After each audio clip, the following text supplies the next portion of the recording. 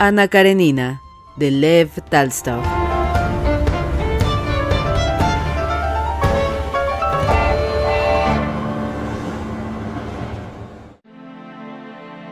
A primeros de junio, el aya y ama de llaves, Agafia Mikhailovna, un día que bajaba al sótano con un tarro de setas recién saladas en las manos, resbaló, cayó y se lastimó la muñeca.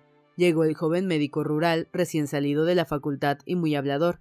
Miró la mano, dijo que no estaba dislocada y se apresuró a entablar conversación con el célebre Sergio Ivanovich. Para mostrarle sus ideas avanzadas, le contó todas las comadrerías de la provincia, quejándose de la mala organización del Zemstvo. Sergio Ivanovich le escuchaba con atención, le preguntaba, animado por el nuevo auditor, habló y expuso algunas observaciones justas y concretas que fueron respetuosamente apreciadas por el joven médico, animándose mucho como siempre le ocurría después de una conversación agradable y brillante. Cuando el médico se hubo ido, Sergio Ivanovich quiso ir a pescar con caña. Le gustaba la pesca y se mostraba casi orgulloso de que una ocupación tan estúpida pudiera gustarle. Konstantino Liovin, que tenía que echar un vistazo a los hombres que estaban arando y también a los prados, ofreció a su hermano llevarle hasta el río en su carretela. Era la época del año en que el grano llega a su madurez, cuando hay que prepararse ya para la siembra de la próxima cosecha. Se acerca la siega y el centeno ha crecido ya con su ligero tallo verde-gris y su espiga no acabada aún de llenar ondea bajo el viento.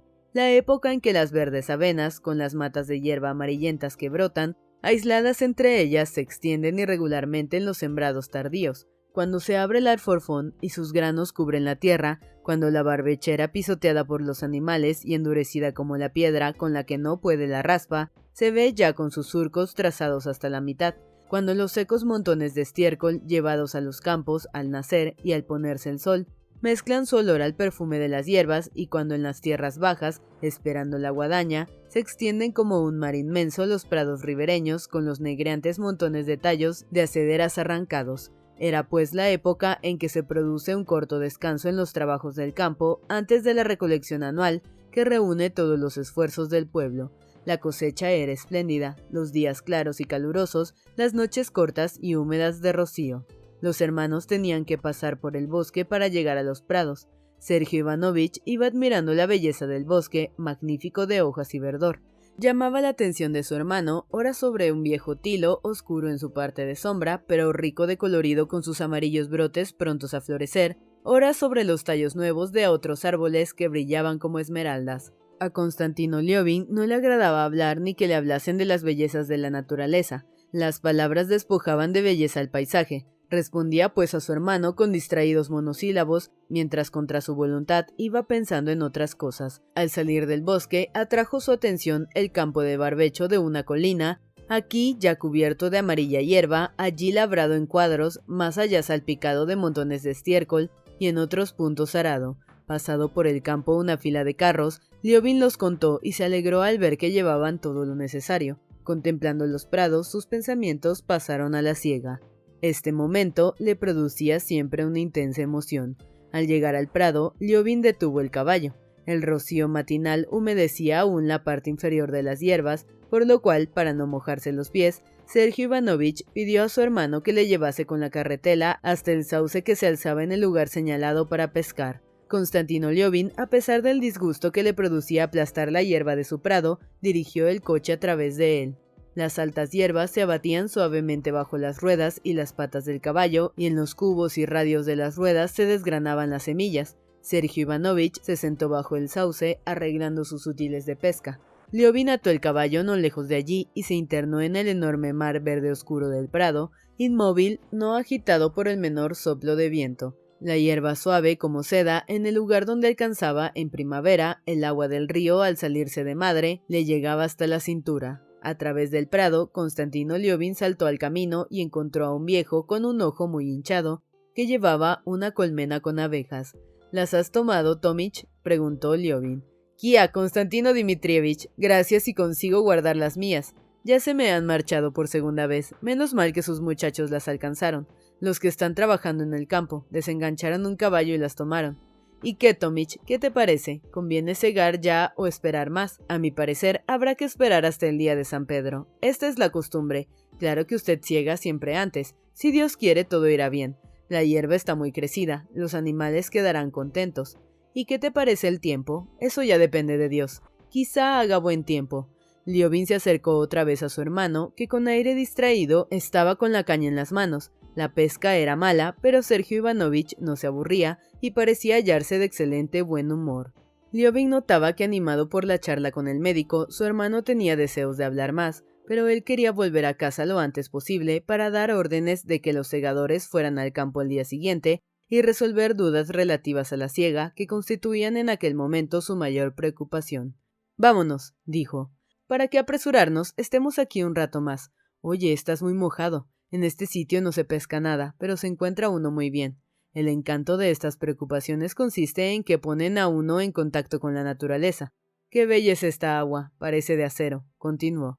«Estas orillas de los ríos cubiertas de hierba me recuerdan siempre aquella adivinanza, ¿recuerdas? Que dice, la hierba dice al agua, vamos a forcejear, a forcejear». «No conozco esa adivinanza», respondió Konstantino Liovin con voz opaca.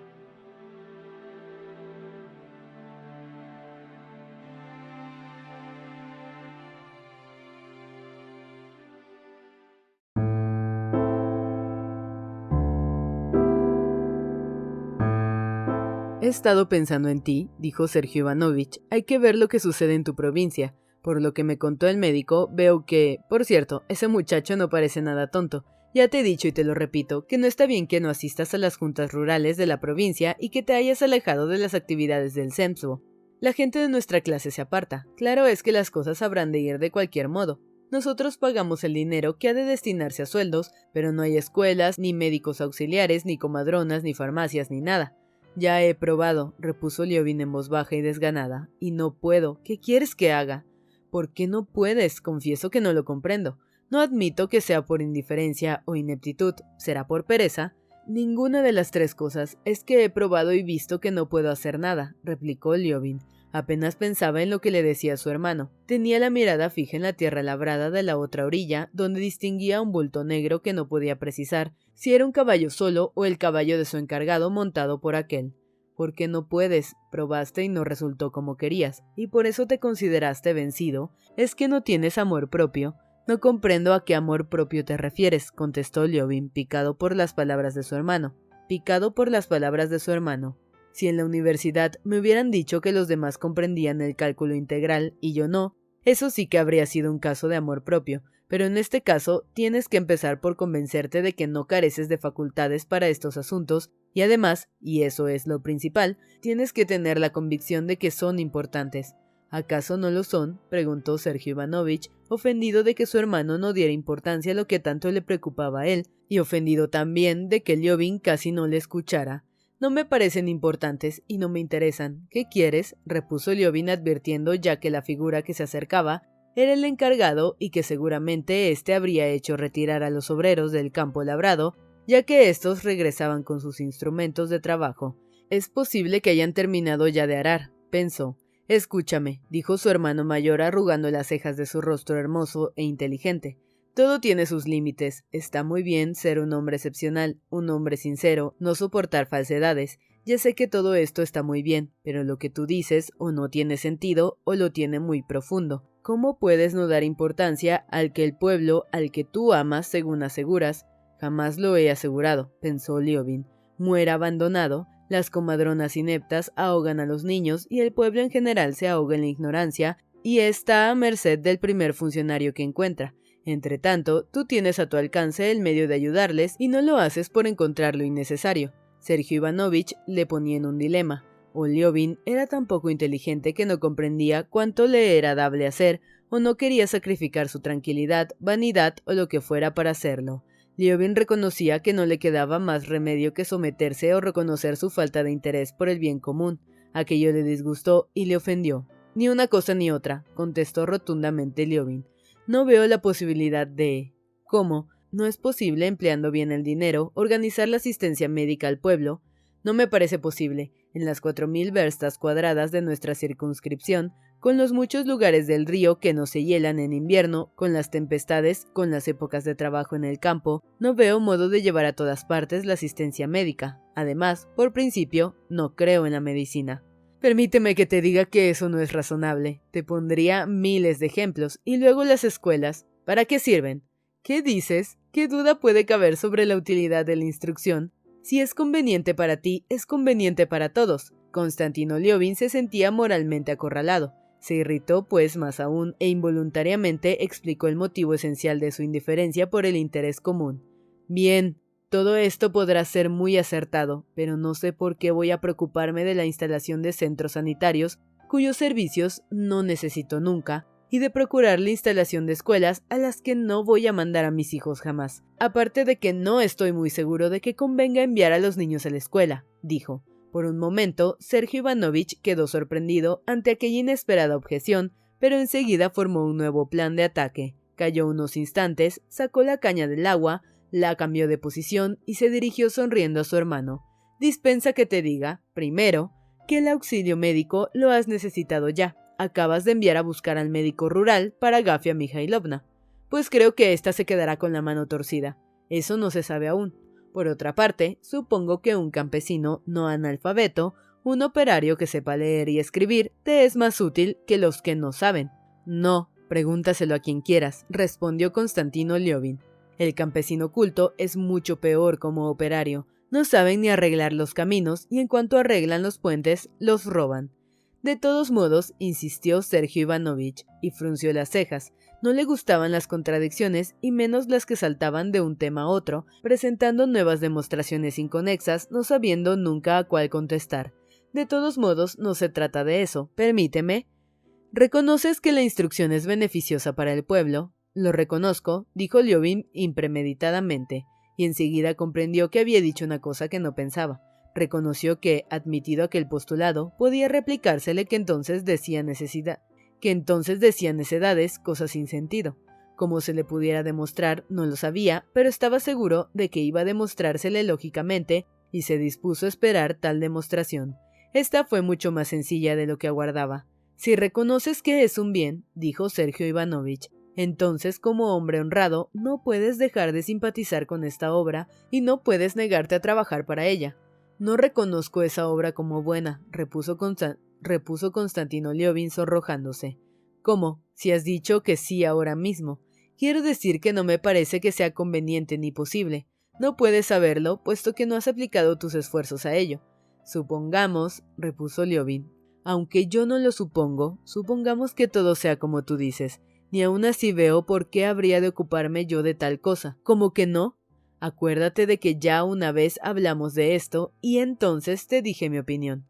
Pero ya que hemos llegado otra vez a esto, explícamelo desde el punto de vista filosófico, dijo Liovin. No veo qué tiene que ver esto con la filosofía, repuso Sergio Ivanovich. Su tono irritó a Liovin porque parecía dar a comprender que él no tenía autoridad para ocuparse de filosofía. Ahora te lo diré yo, repuso ya acalorado. Supongo que el móvil de todos nuestros actos es en resumen nuestra felicidad personal, y en la instrucción del Zemstvo, yo, como noble, no veo nada que pueda favorecer mi bienestar.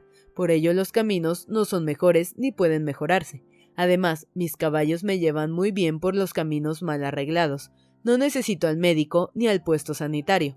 Tampoco necesito al juez del distrito, a quien nunca me he dirigido ni dirigiré.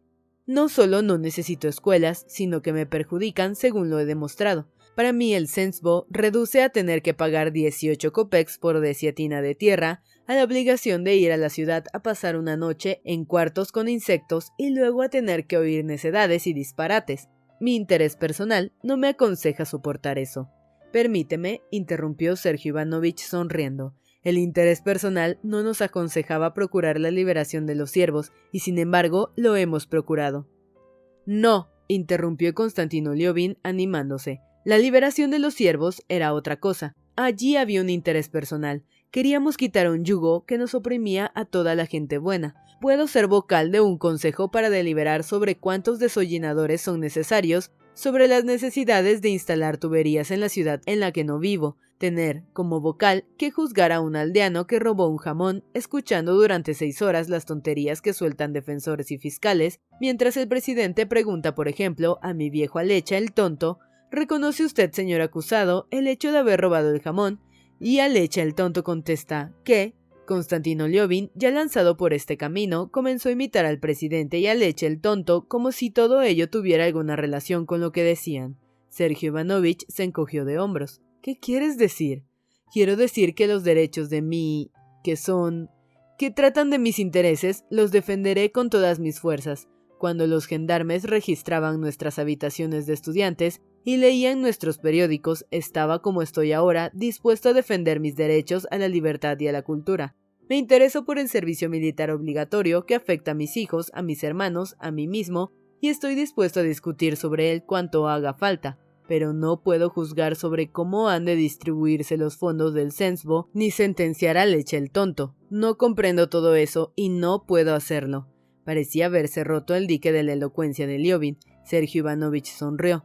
Entonces, si mañana tienes un proceso, preferirás que te juzguen por la antigua audiencia de lo criminal. No tendré proceso alguno, no cortaré el cuello a nadie, no necesito juzgados. El Zemstvo, continuaba Liovin, saltando a un asunto que no tenía relación alguna con el tema. Se parece a esas ramitas de abedul que poníamos en casa por todas partes el día de la Santísima Trinidad, para que imitasen la primitiva selva virgen de Europa. Me es imposible creer que si riego esas ramas de abedul van a crecer. Sergio Ivanovich se encogió de hombros, expresando en este gesto su sorpresa porque salieran a relucir en su discusión aquellas ramas de abedul, aunque comprendió enseguida lo que su hermano quería dar a entender. «Perdóname, pero de este modo no se puede hablar», observó, pero Konstantino Liovin quería disculparse de aquel defecto de su indiferencia hacia el bien común y continuó. «Creo que ninguna actividad puede ser práctica si no tiene por base el interés personal. Esta verdad es filosófica», dijo con energía, repitiendo la palabra filosófica como subrayando que también él, como todos, tenía derecho a hablar de filosofía. Sergio Ivanovich sonrió otra vez. También él tiene una filosofía propia, la de servir sus inclinaciones, pensó. «Deja la filosofía», dijo en voz alta. «El fin principal de la filosofía de todas las épocas consiste precisamente en encontrar la relación necesaria que debe existir entre el interés personal y el común. Pero no se trata de eso. Debo corregir tu comparación. Los abedules que decías no estaban plantados en tierra, y estos sí, aunque como no están crecidos aún, hay que cuidarlos. Solo tienen porvenir, solo pueden figurar en la historia los pueblos que tienen conciencia de lo que hay de necesario e importante en sus instituciones y las aprecian. Sergio Ivanovich llevó así el tema a un terreno histórico-filosófico inaccesible para su hermano, demostrándole todo lo injusto de su punto de vista. Se trata de que a ti esto no te gusta, y ello es, y perdóname, característico de nuestra pereza rusa, de nuestra clase, mas estoy seguro de que es un error pasajero que no durará. Liovin callaba, se reconocía abatido en toda la línea, pero a la vez comprendía que su hermano no había sabido interpretar su pensamiento. No veía si no había sido comprendido por no saber explicarse mejor y con más claridad, o porque el otro no quería comprenderle, mas no profundizó en aquellos pensamientos y sin replicar a su hermano, permaneció pensativo, ensimismado en el asunto personal que entonces le ocupaba. Sergio Ivanovich volteó una vez más el sedal en torno a la caña y luego desataron el caballo y regresaron a casa.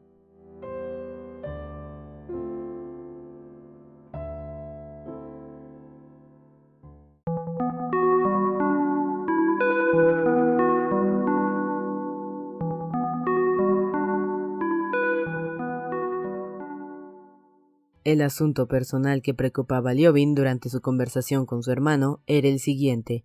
Cuando el año pasado, habiendo ido Liovin a la siega, se enfadó con su encargado, empleó su medio habitual para calmarse, tomar una guadaña de manos de un campesino y ponerse a segar.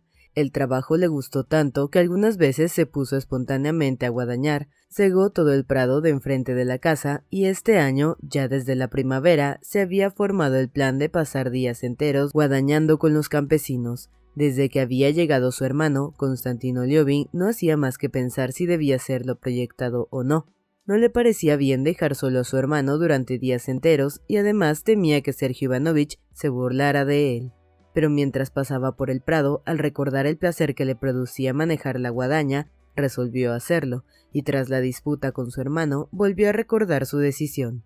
«Necesito ejercicio físico», pensó, «de lo contrario se me agria el carácter». Resolvió, pues, tomar parte en la siega, aunque pareciera incorrecto con respecto a su hermano, y lo mirara a la gente como lo mirara. Por la tarde se fue al despacho, dio órdenes para el trabajo y envió a buscar segadores en los pueblos cercanos a fin de segar al día siguiente el prado de Vibuno, que era el mayor y el mejor de todos. Hagan también el favor de enviar mi guadaña a Tit, para que la afile y me la tenga lista para mañana. Quizá trabaje yo también, dijo tratando de disimular su turbación. El encargado sonriendo repuso: Bien, señor. Por la noche durante el té, Liovin dijo a su hermano: Como el tiempo parece bueno, mañana empiezo a segar. Es muy interesante ese trabajo, dijo Sergio Ivanovich. A mí me encanta, a veces he segado yo con los aldeanos, mañana me propongo hacerlo todo el día. Sergio Ivanovich, levantando la cabeza, miró a su hermano con atención. ¿Cómo? ¿Con los campesinos? ¿Igual que ellos? ¿Todo el día? Sí, es muy agradable, contestó Liovin. Como ejercicio físico es excelente, pero no sé si podrás resistirlo, dijo Sergio Ivanovich sin ironía alguna. Lo he probado. Al principio parece difícil, pero luego se acostumbra uno. Espero no quedarme rezagado. Vaya, vaya. Pero dime, ¿qué opinan de eso los aldeanos? Seguramente se burlarán de las manías de su señor. No lo creo. Ese trabajo es tan atrayente y a la vez tan difícil que no queda tiempo para pensar. ¿Y cómo vas a comer con ellos? Porque seguramente no irán a llevarte allí el vino Lafite y el pavo asado. No, vendré a casa mientras ellos descansan. A la mañana siguiente, Liovin se levantó más temprano que nunca, pero las órdenes que tuvo que dar le entretuvieron, y cuando llegó al prado, los segadores empezaban ya la segunda hilera. Desde lo alto de la colina se descubría la parte segada del prado, con los bultos negros de los caftanes que se habían quitado los segadores cerca del lugar a donde llegara en la siega de la primera hilera. A medida que Liovin se acercaba al prado, aparecían a sus ojos los campesinos, unos con sus caftanes, otros en mangas de camisa, que formando una larga hilera escalonada, avanzaban moviendo las guadañas, cada uno a su manera. Liovin los contó y halló que había 43 hombres. Los segadores avanzaban lentamente sobre el terreno desigual del prado hacia la parte donde estaba la antigua esclusa. Liovin reconoció a algunos de ellos. Allí se veía al viejo Hermil con una camisa blanca larguísima, manejando la guadaña muy encorvado. Luego el joven Vasca, que servía de cochero a Liovin y que guadañaba con amplios movimientos. Allí estaba también Tit, un campesino bajo y delgado que había instruido a Liovin en el arte de segar. Iba delante y manejaba la guadaña sin inclinarse, sin esfuerzo alguno, como si jugara. Liovin se apeó, ató al caballo junto al camino y se unió a Tit. Este sacó de entre los matorrales una segunda guadaña y la ofreció a su dueño.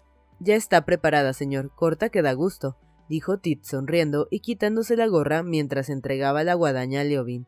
Este la tomó y empezó a guadañar para probarla. Los segadores que ya habían terminado su hilera salían uno tras otro al camino, sudorosos y alegres, y saludaban riendo al señor.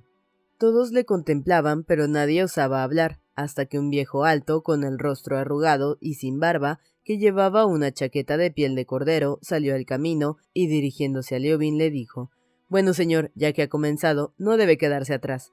Liovin oyó una risa ahogada entre los segadores. «Procuraré no quedarme», repuso Liovin situándose tras Tit y esperando el momento de empezar. «Muy bien, veremos cómo cumple», repitió el viejo. Tit dejó sitio y Liovin le siguió. La hierba era baja, como sucede siempre con la hierba que crece junto al camino, y Liovin, que hacía tiempo no manejaba la guadaña y se sentía turbado bajo las miradas de los segadores fijas en él, guadañaba al principio con alguna torpeza a pesar de hacerlo con vigor. Se oyeron exclamaciones a sus espaldas. «Tiene mal tomada la guadaña, con el mango demasiado arriba. Mire cómo tiene que inclinarse», dijo uno. «Apriete más con el talón», indicó otro.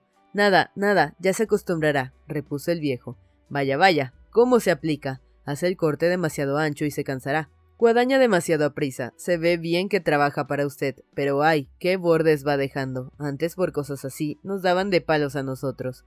La hierba ahora era más blanda y mejor, y Liovin, escuchando sin protestar, seguía a Tit procurando guadañar lo mejor que podía. Adelantaron un centenar de pasos. Tit avanzaba siempre sin pararse, sin mostrar el menor cansancio. Liovin, en cambio, se sentía tan fatigado que temía no poder resistirlo. Movía la guadaña sacando fuerzas de flaqueza e iba ya a pedir a Tit que se parase, cuando el otro lo hizo espontáneamente, se inclinó, tomó un puñado de hierba y después de haber secado con ella la guadaña, comenzó a afilarla. Liovin se irguió, respiró fuerte y miró a su alrededor. Tras él iba otro aldeano, también cansado al parecer, puesto que sin llegar hasta donde estaba Liovin, empezó a su vez a afilar la guadaña. Tit afiló la suya y la de Liovin y luego continuaron la labor. La segunda vuelta pasó lo mismo. Tit caminaba sin detenerse, sin cansarse, moviendo sin cesar su guadaña. Liovin le seguía procurando no retrasarse y sintiéndose más cansado cada vez. Pero cuando llegaba el momento en que le faltaban las fuerzas, Tit se detenía y se ponía a afilar el instrumento. Así construyeron la primera hilera. A Liovin esta hilera tan larga le pareció muy dura y difícil, pero cuando hubieron llegado al final y Tit, poniéndose la guadaña al hombro, comenzó a caminar sobre las huellas que dejaran en la tierra sus propios talones, y Liovin hubo hecho lo propio, siguiendo también sus propias huellas, se sintió muy a gusto a pesar del sudor que le caía en gruesas gotas del rostro y de la nariz, y de tener la espalda completamente empapada. Le alegraba sobre todo la seguridad que tenía ahora de que podría resistir el trabajo. Lo único que empañaba su satisfacción era el ver que su hilera no estaba bien cegada. Moveré menos el brazo y más el conjunto del cuerpo, pensaba Liovin, comparando la hilera de Tit, cegada como a cordel con la suya, donde la hilera había quedado desigual. Según Liovin observó, Tit había recorrido muy deprisa la primera hilera, sin duda para probar al dueño. Además, era una hilera más larga que las otras. Las siguientes eran más fáciles, pero con todo, Liovin tenía que poner en juego todas sus fuerzas para no rezagarse. No pensaba ni deseaba nada, salvo que los campesinos no le dejasen atrás y trabajar lo mejor posible. No oía más que el rumor de las guadañas y veía ante sí la figura erguida de Tit que se iba alejando, el semicírculo de hierba segada, la hierba que caía lentamente como en oleadas, las flores que se ofrecían ante el filo de su guadaña y al fondo frente a sí, el término de la hilera donde podría descansar al llegar. En medio del trabajo y sin comprender la causa de ello, experimentó de repente una agradable sensación de frescura en sus hombros ardientes y cubiertos de sudor, y luego, mientras afilaba las guadañas, miró al cielo. Había llegado una nube baja y pesada y caían gruesas gotas de lluvia. Algunos segadores corrieron hacia sus caftanes. Otros, como Liovin, se encogieron de hombros, satisfechos de sentir la agradable frescura del agua. Hicieron una hilera más y otra. Unas hileras eran largas, otras cortas, la hierba ora mala, ora buena. Liovin perdió la noción del tiempo y no sabía qué hora era. Su trabajo experimentaba ahora un cambio que le colmaba de placer. En medio de la tarea había momentos en que olvidaba lo que hacía y trabajaba sin esfuerzo, y entonces su hilera resultaba casi tan igual como la de Tit, pero en cuanto recordaba lo que estaba haciendo y procuraba trabajar con más cuidado, sentía el peso del esfuerzo y todo resultaba peor. Terminada una hilera más, iba a empezar de nuevo cuando notó que Tit se detenía y acercándose el viejo le hablaba en voz baja. Ambos miraron al sol. ¿Por qué no siguen trabajando?, pensó Liovin sin darse cuenta de que los campesinos llevaban segando sin cesar lo menos 4 horas y era ya tiempo de descansar. «Es hora de almorzar, señor», dijo el viejo. «¿Ya es hora? Bueno, almorcemos». Liovin entregó la guadaña a Tit y un grupo con los aldeanos que se acercaban a sus caftanes para tomar el pan se dirigió al lugar donde estaba su caballo, pisando la hierba segada, ligeramente húmeda por la lluvia. Solo entonces se dio cuenta de que no había previsto bien el tiempo y de que la lluvia estaba mojando el heno. «La lluvia va a echar a perder el heno», dijo. «Eso no es nada, señor. Ya dice el refrán que hay que guadañar con lluvia y rastrillar con sol», respondió el viejo. Liovin desató el caballo y se dirigió a su casa para tomar el café. Sergio Ivanovich se había levantado unos momentos antes. Después de tomar su café, Liovin se fue otra vez a segar antes de que Sergio Ivanovich tuviera tiempo de vestirse y salir al comedor.